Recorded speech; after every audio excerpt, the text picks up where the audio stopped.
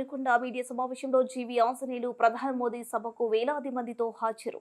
2వ తేదీన ప్రధాని మోదీ అమరావతి రానున్నారు. లక్షల కోట్ల అభివృద్ధి పనులకు శ్రీకారం చుట్టబోతున్నారు. ప్రధాని మోదీ, ముఖ్యమంత్రి చంద్రబాబు, ఉప ముఖ్యమంత్రి పవన్ కళ్యాణ్ వంటి అతిరథ మహారథులతో గొప్ప కార్యక్రమం జరగబోతోంది. పల్నాడు జిల్లా వ్యాప్తంగా వేలాది మంది ఈ కార్యక్రమానికి హాజరు కాబోతున్నారు. వినుకొండ నియోజకవర్గం పల్నాడు జిల్లా నుంచి వేలాది మందిగా తరలి రావాలని ప్రభుత్వం చీఫ్ విప్ జీవీ ఆంజనేయులు వారు పిలుపునిచ్చారు. లక్షల మందిలో ప్రధానమంత్రి సభ విజయవంతం చేయబోతున్నాం. అభివృద్ధి కార్యక్రమాలు నిర్ణీత సమయంలో పూర్తి కానున్నాయి. ప్రపంచంలోనే వినూత్నంగా చంద్రబాబు తీర్చిదిద్దబోతున్నారని ఆయన అన్నారు. మే 2వ తారీఖున ప్రధానమంత్రి మోడీ గారు ప్రజా రాజధాని మన అమరావతి రానున్నారు. లక్షల కోట్ల విలువైనటువంటి అభివృద్ధి పనులకి శ్రీకారం చుట్టబోతా ఉన్నారు. ముఖ్యమంత్రి చంద్రబాబు నాయుడు గారు, ప్రధానమంత్రి మోడీ గారు, ఉప ముఖ్యమంత్రి పవన్ కళ్యాణ్ గారు అతిరథ మహారథులతోటి ఒక గొప్ప కార్యక్రమం, చరిత్రలో మిగిలిపోయేటువంటి గొప్ప కార్యక్రమం జరగబోతా ఉంది. పల్నాడు జిల్లా వ్యాప్తంగా వేలాది మంది ఈ కార్యక్రమానికి హాజరు కాబోతా ఉన్నాం. ప్రజలందరూ పిలిపిస్తున్నాం. పల్నాడు జిల్లా నుండి, వినుకొండ నుండి భారీ ఎత్తున వేలాది మందిగా తరలి ఇక్కడ నుండి వెళ్తాము. లక్షల మందితో ప్రధానమంత్రి గారి సభ విజయవంతం చేయబోతున్నాం. ఆయన చేయబోతున్న శంకుస్థాపన విజయవంతంగా అభివృద్ధి కార్యక్రమాలు టైం బాండ్ గా పూర్తి చేయబోతున్నాం. అమరావతి రాజధాని ఒక ప్రజా రాజధానిగా, ప్రపంచంలోని వినూత్న రాజధానిగా దాన్ని తీర్చిదిద్దబోతున్నారు చంద్రబాబు నాయుడు గారు.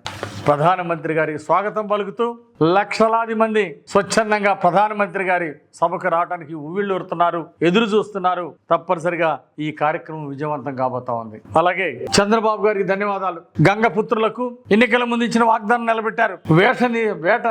చేపల వేట నిషేధ టైంలో వాళ్ళకి భృతి కల్పించడానికి 10,000 నుండి 20,000కి పెంచారు. ఆ విధంగా మత్స్యకారులను ఆదుకున్నటువంటి చంద్రబాబు గారికి ప్రత్యేక ధన్యవాదాలు. జగన్మోహన్ రెడ్డికి నేను అడుగుతున్నా, గతంలో మీ పాలనలో 5 ఏళ్ల పాలనలో మీరు ముఖ్యమంత్రిగా ఉన్నప్పుడు కొత్త పరిశ్రమలు ఎందుకు రాలేదు చెప్పండి?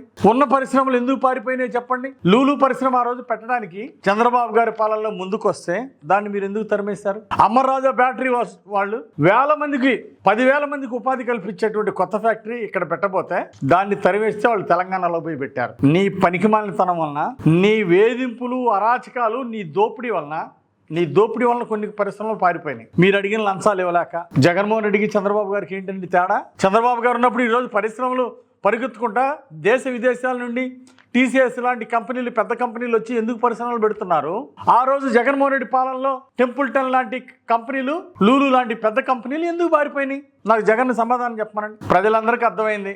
జగన్ ఏమో పరిశ్రమ పెడతానంటే నాకేం ఇస్తాడని అడుగుతాడు. చంద్రబాబు గారేమో ఆ కంపెనీలు వస్తే ప్రజలకు ఏం మేలు జరుగుతుంది, ఎంతమందికి ఉపాధి, ఎన్ని లక్షల మందికి, ఎన్ని వేల మందికి ఉద్యోగాలు వస్తాయని చంద్రబాబు గారు ఆలోచిస్తారు. ఇది చంద్రబాబు గారికి ఆనాటి జగన్ పాలనకున్న తేడా. నీకు లంచాలు ఇస్తేనేమో పరిశ్రమలు పెట్టనిచ్చాడు, ఆ లంచాలు ఇలాక పరిశ్రమలు రాకుండా పోయినాయి.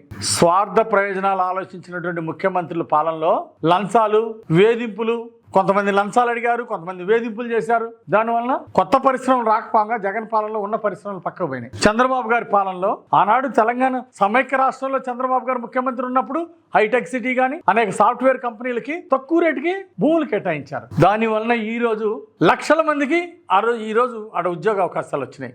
కారణం ఏంటి? ఆ రోజు చంద్రబాబు గారు తీసుకున్న చొరవ, చంద్రబాబు గారు వేసినటువంటి ఫౌండేషన్ ఈరోజు తెలంగాణ ముఖ్యమంత్రి చెబుతున్నారు. వల్లనే ఈరోజు ఐటీ ఇండస్ట్రీ ఇంత పెద్ద ఎత్తున డెవలప్ అయింది. దానివల్ల ప్రభుత్వానికి ఈరోజు లక్షల కోట్ల ఆదాయం పెరిగింది. అది చంద్రబాబు గారి యొక్క టాలెంట్. ఆయన అలా ఆఫర్ చేశాడు. కొన్ని పరిశ్రమలకి బెనిఫిట్లు ఇచ్చారు. ఆ బెనిఫిట్లు చూసి వేరే రాష్ట్రాల్లో పెట్టకుండా వచ్చి ఆ రోజు హైదరాబాద్ లో పెట్టారు. దానివల్ల ఈ రోజు ప్రభుత్వానికి 10 రెట్ల ఆదాయం పెరిగింది. ఆదాయం పెంచాలన్నా, సంపద సృష్టించాలన్నా, సంపద పెంచాలన్నా అది చంద్రబాబు గారికి సాధ్యం. పరిశ్రమలు పారదోలాలన్నా, లక్షల కోట్లు దోచుకోవాలంటే అది జగన్ పేటెంట్. జగన్ మాట్లాడటం చాలా బాధాకరం. ఇది కంపెనీలకి, అదే టీసీఎస్ కంపెనీలకి, ఉరుసు కంపెనీలకి దోచిపెట్టారు. 99 పైసలకే ఇచ్చారు. ఇస్తామండి. 61 కంపెనీలకి ఇస్తాం. 12,000 ఉద్యోగాలు ఇస్తారన్న టీసీఎస్ కంపెనీకి ఇచ్చింది ప్రభుత్వం. నీలాగా లంచాలు అడగలేదే, నాకేం ఇస్తారని ప్రభుత్వం అడగలేదే.